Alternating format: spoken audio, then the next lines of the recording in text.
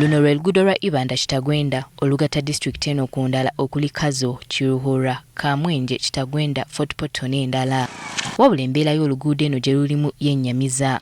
Abatuuze bagamba oluguudo luno lwe balina okukozesa okugenda mu ddwaliro saako n'okutwala ebyamaguzi byabwe mu butale. Okusinziira ku batuuze abawangaalira mu kitundu kino, oluguudo luno lubadde mu mbeera eno kati emyaka 5, wabula nga buli kalulu we katuuka ng'abakulembeze babasuubiza nga bwe bagenda okulukola. Teganise munonga itaba boda boda tukera kugwamu turekera basabaza binenda.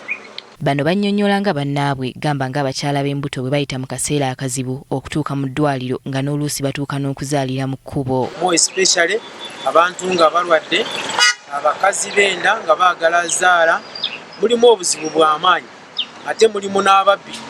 Was reported. We have had also cases when they are rushing the person to this hospital, people dying while coming. Baaba ebidduka bagamba nti oluguudo luno lususse okwonoona ebidduka byabwe. Okurubata nkumu kiina usanga olupanka rwagenda atawo kikwetagisa galiko mu garage. In a weekly basis, I'm supposed to visit a garage like once in a week or twice to check on the shocks, on the Z's and what you have to change because of the potholes on the road. N'ababodaboda baseera okusaabaza abantu ekyongedde okuzibuwaza eby'entambula nga kati olugendo lwalitwala eddakiika 5 batwala essaawa nnamba. Omutawuni Ibanda kwiza kunuya akagongo rw'enjiri ate obwire obuntureetera osinje 14 habw'ensonga y'oruguudo okusiisikara. Kyokka bano balumiriza bekikwatako okwefuula kyesirikidde ng'oluguudo luno lumalawo abantu baabwe. Ne baddira ettaka eriri emabbali ne balissa mu gundi mu koolasi munda.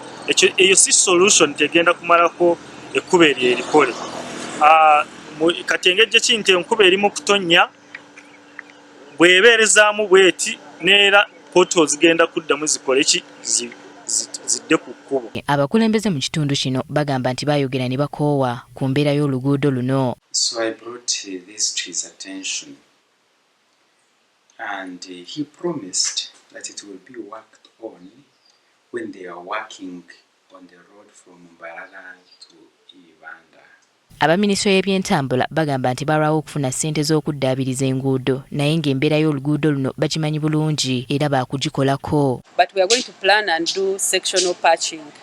And this road is under rehabilitation in the National Development Plan. So as we wait for rehabilitation, we shall keep monitoring. Bagumizza abantu okuba bagumiikiriza ng'ensonga eno bw'ekolebwako.